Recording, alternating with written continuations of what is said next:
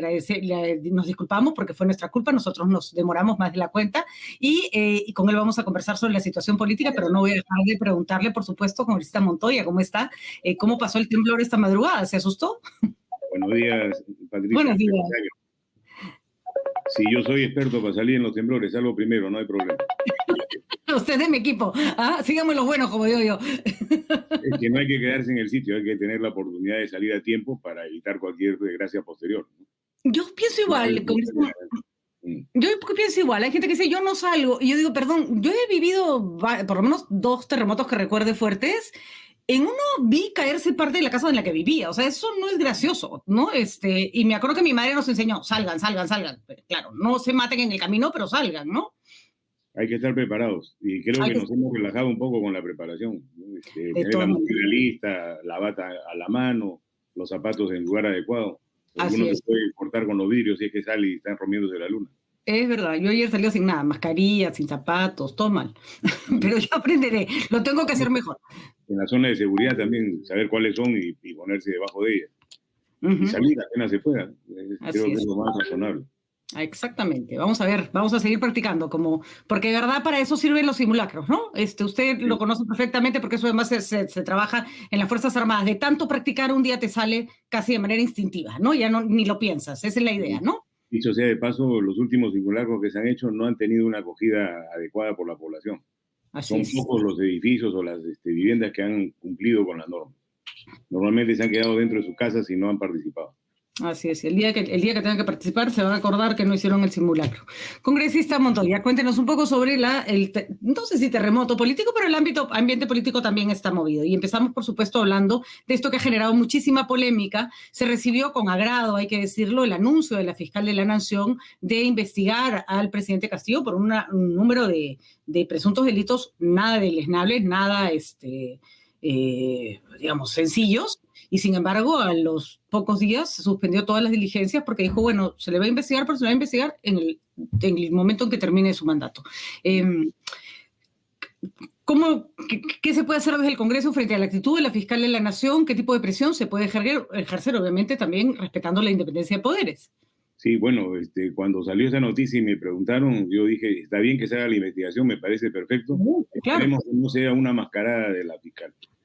Porque para mí yo tengo alta desconfianza con las reacciones de la Fiscalía últimamente, está politizada y las medidas que da están calculadas para tener un impacto en la población, que parezca que están trabajando. Se generó un tema de allanamiento a Palacio de Gobierno, pero no era para el presidente, era para los temas colaterales que tenían ahí, y se dio la impresión de que estaban investigando al presidente. Mucha ciudadanía, mucha parte de la población pensaba que era así, hasta que cuando al final se decidió hacerlo, el impacto lo dejó que durara un día, creo, 2 días, y de ahí salió con la suspensión y acogiéndose al artículo 117. Y yo creo que está actuando de una manera convenida y en provecho propio, no está actuando en provecho del país.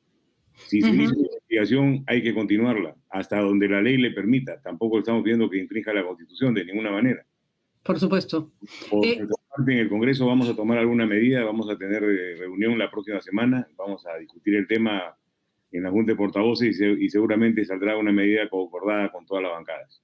Porque más allá de la discusión constitucional que se debe dar, que la gente debe, o sea, la fiscal además tiene que explicar qué cosa lo que, como usted bien señala, congresista Montoya, lo que la ley le permite, lo que sonó fue una burla, ¿no? Abro investigación, no investigo, por si acaso, ¿no? Entonces yo dije, mejor no hubiera hecho nada, porque yo la sensación tuve que el tema se toma con ligereza, casi como una burla, ¿no?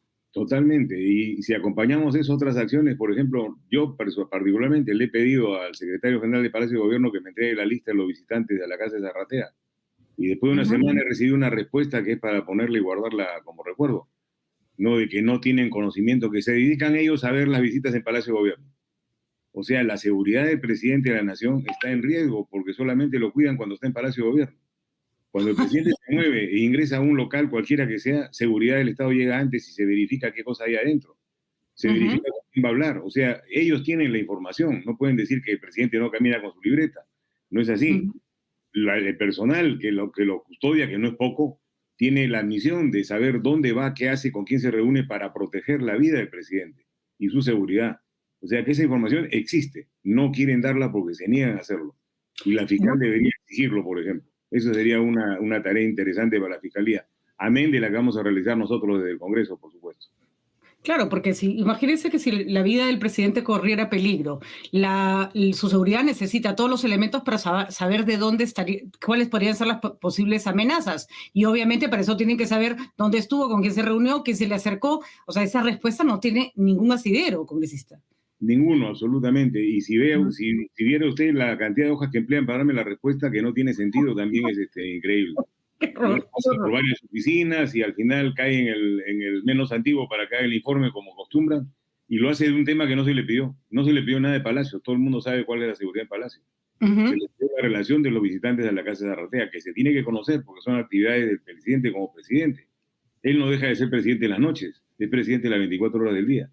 Y resulta ridículo decir no hay una lista así, no debe haber. ¿Qué tal si la confeccionan? O sea, tienen que saber a quién recibieron, debe haber una agenda, debe haber gente que recuerda quién fue, cuándo fue, etcétera. O sea, pareciera que lo que no hay es, como no hicimos una lista en el momento, o sea, a mí me podrían preguntar quiénes vinieron a tu casa durante toda la semana. Ok, espérate, me tengo que sentar a pensar y le voy a preguntar al vigilante, a la vecina, si se acuerda de alguien más. Es decir, reconstruyo, pero no hay ninguna voluntad de reconstruir.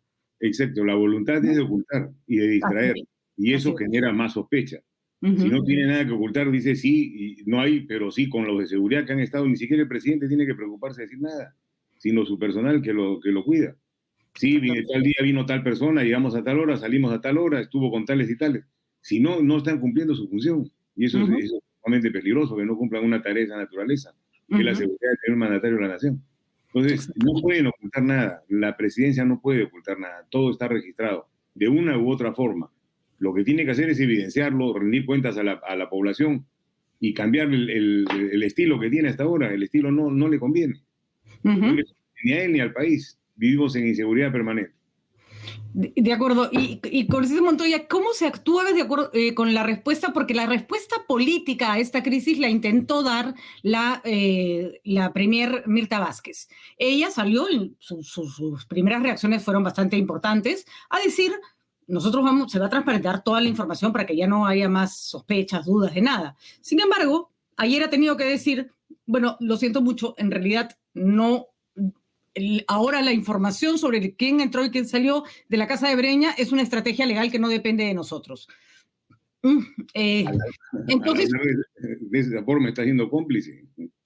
Sobre todo que si esa hubiera sido su primera reacción, hubiera sido discutible, pero uno hubiera dicho, bueno, la señora Vázquez no va a responder sobre el presidente tiene su abogado, su propia defensa. Pero ¿para qué se mete a dar intentos de explicación para después decir, miren, ya no me corresponde, ¿no?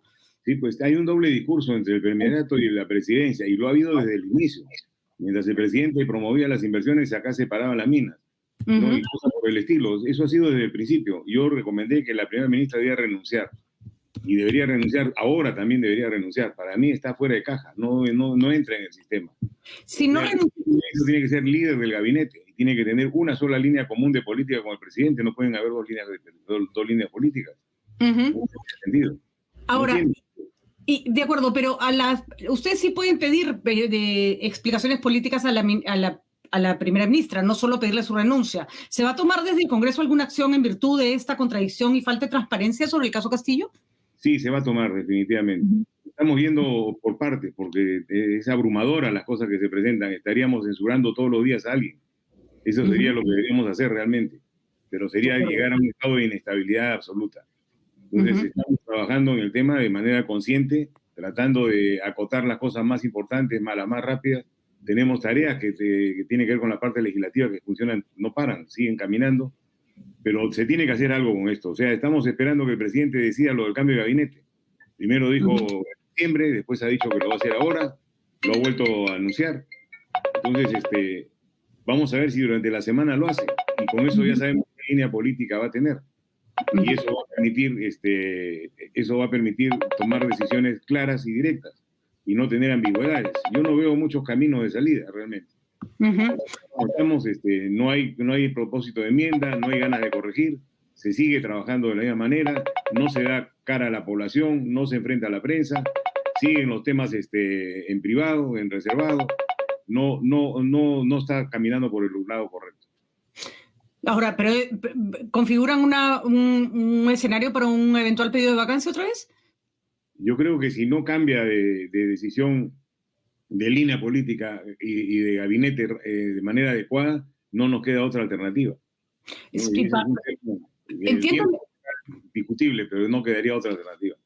Entiendo o sea, cuál es el espíritu que mueve ese intento de vacancia, entiendo la posición crítica, sin embargo, otra vez entramos en la misma discusión de que esto se tiene que hacer dentro de los ámbitos constitucionales y pareciera, aparentemente ninguna de estas razones configura para un pedido de vacancia. ¿Se buscarían otras alternativas, acusaciones constitucionales, por ejemplo? Estamos estudiando el asunto para hacer algo serio, responsable y dentro del marco constitucional, sin inventar nada, sin generar cosas que no son y comprobando que las acciones que se dicen realmente han existido. Porque Fue, a una, veces pueden ser ficticias y eso sería fatal, ¿no? ¿Fue apresurado el pedido de vacancia anterior de la señora Chirinos a la luz de los acontecimientos? ¿Le parece que...? Es difícil decir esto en este tema porque se necesita un consenso político. Yo lo dije apenas se presentó la vacancia, que no era el momento político y me cayeron encima como 50.000, ¿no? Apuretes. 50.000 apuretes. ¿Ah? Sin haber analizado qué era el análisis político correcto del tema. El tiempo me ha dado la razón.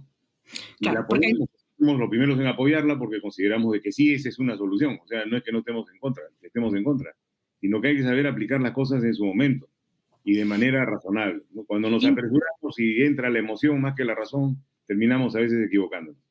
Incluso cuando la ley ampara a alguien para hacer una movida de esta naturaleza, vamos a ponerlo en esos términos, no estamos calificándolo, simplemente lo estamos describiendo, la inteligencia dice hazlo en el momento en que tengas posibilidades de tener un resultado positivo, si no, lo único que haces es quemar una posibilidad 20 veces, ¿no?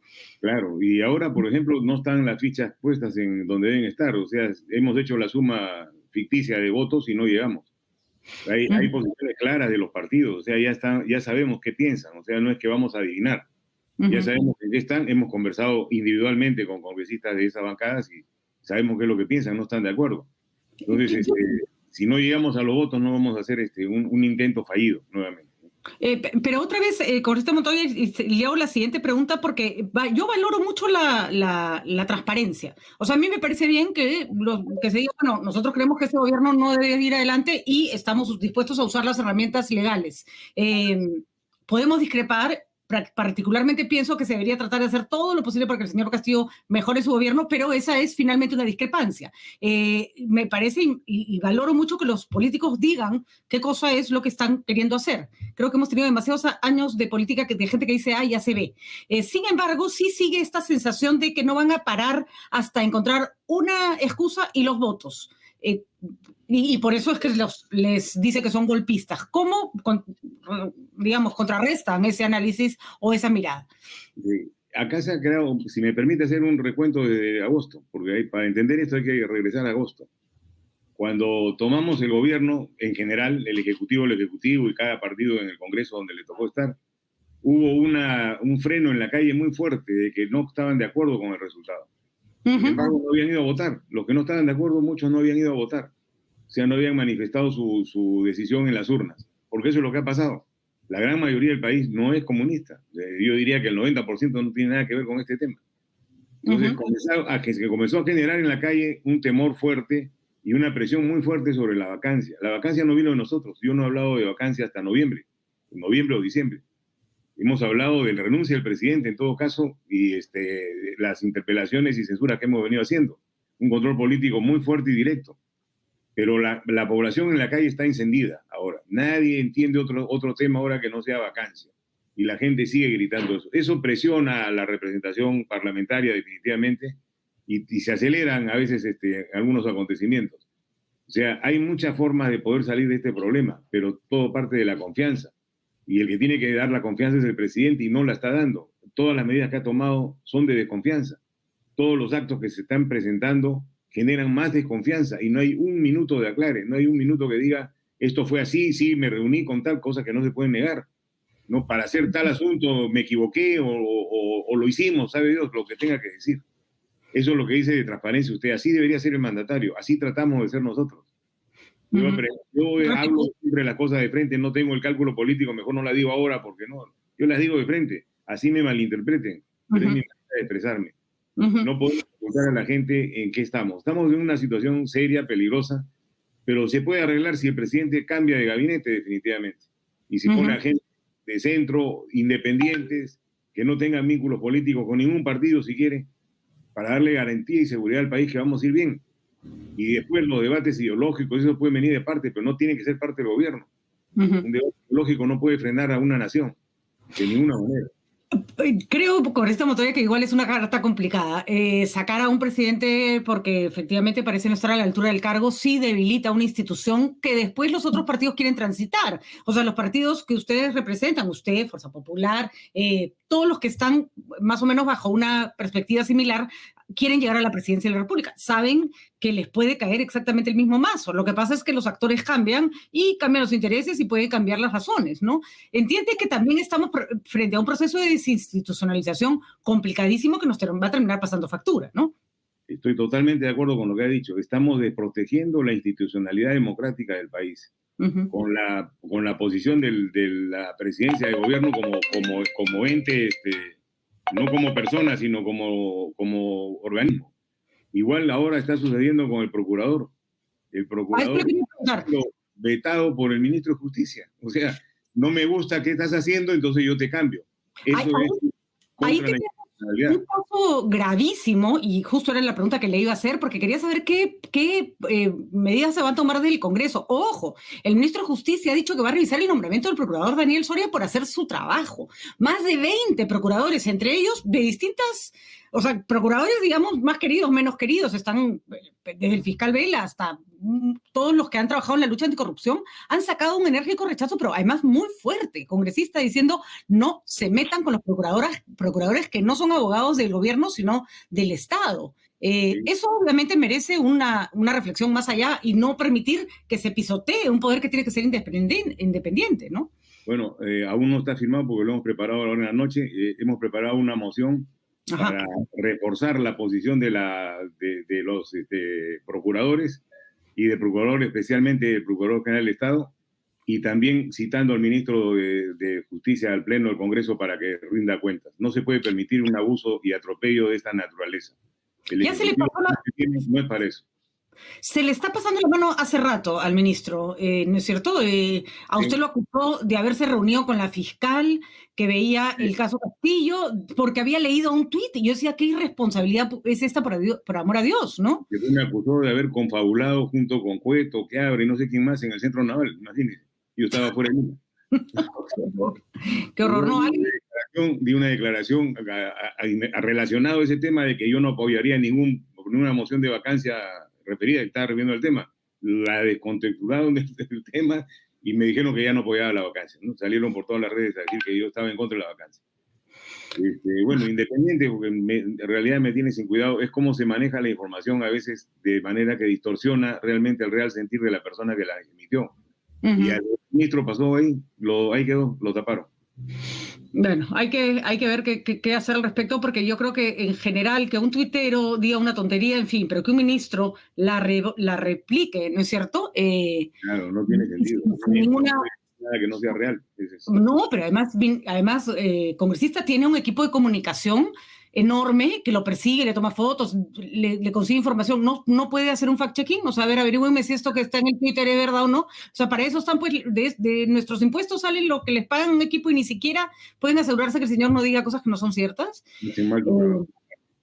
¿No? Hay que reconocer que hay que hacer eso. Mi última pregunta, congresista Montoya, porque sé que tiene reuniones, es con respecto a lo que va a pasar en la campaña municipal. Sé que estamos un poco lejos, pero ayer conversábamos con el precandidato Combina, que va por el Partido Fuerza Popular. Él tiene esta teoría extraña de que tienen que postular para unirse, cuando en realidad se debería buscar que no se repita lo del 2021 con respecto a candidaturas de opciones parecidas que se canibalizan unas a otras. Claramente el señor López Aliaga está incómodo con la postulación de un candidato de Fuerza Popular. ¿Qué cree que ocurra? ¿La pretendida unión del señor Combina se va a dar? ¿El señor López Aliaga estaría dispuesto a renunciar a la alcaldía de Lima en favor de apoyar a otro candidato de derecha? Yo creo, como ha dicho usted al inicio, que no se puede dar este tipo de alianzas después tiene que darse antes de. ¿No? Antes de ella debió haber una conversación entre todos los partidos más o menos de la misma línea para tratar de encontrar un punto común y ponerse de acuerdo en cómo candidatear. Ahora, las candidaturas a las alcaldías no son políticas, no son para presidencia del gobierno, ¿no? pero sí dan un reflejo de la situación de cómo está la derecha y cómo está la izquierda en su conjunto. No sé qué vaya a pasar, la verdad, es una incógnita en este momento qué va a suceder. Hay muchos cambios que están apareciendo, hay alianzas que se presentan, situaciones como la de Combina que ha llamado la atención. Fuerza Popular no estaba considerado de presentar, al menos no se sabía que tenía intenciones de participar. Entonces, todo esto está recién empezando a tomar forma. Todavía quedan algunos días para poder saber qué puede pasar. No me atrevería a dar ningún pronóstico, la verdad. Pero la candidatura del señor López Aliaga es, va sí o sí, ¿no es cierto? Claro, él es precandidato del partido, faltan hacer las elecciones internas y se confirmará, o yo pienso que sí, ¿no? Ya vamos a ver qué va a pasar más adelante. Muy bien, ahí además hay que decirlo, Lima es un tiro al aire. Uno nunca sabe qué va a pasar hasta el último minuto. Sin embargo, acabamos de tener un temblorazo que creo que nos recuerda que hay temas importantes de la ciudad, porque la agenda del señor Combina tiene que ver con una agenda política, que está bien, pero esta es una ciudad que hay que administrar, ¿no? Y ojalá que ahí vayan orientados los intereses, ¿no? La política está como los terremotos. Aparece un momento imprevisto, un caso que cambia toda la situación de un minuto para el otro. Sí. Si no, cuéntenle a Urresti y a todos los que se quedaron con sus candidaturas a último minuto. Congresista Montoya, muchísimas gracias por la atención. Gracias por haber tenido, y discúlpenos lo que ocurrió la vez pasada, una descoordinación, no volverá a ocurrir, no lo dejaremos esperando y estaremos en contacto. Vamos a ver cómo, y por favor, aquí un pedido especial para que se revisa bien la amenaza a los procuradores, porque así es como empiezan. Yo particularmente creo que este gobierno no tiene la capacidad, no sé si las intenciones para llevar adelante una propuesta autoritaria y copar poderes, pero no se debe permitir ni un paso en esa dirección, ¿no? Eso lo vamos a defender, la independencia de las instituciones. Muy bien, muchísimas gracias, congresista Montoya. Estaremos atentos. Siempre agradecida por su participación. Bueno, ahí lo tiene. Vamos a ver qué cosa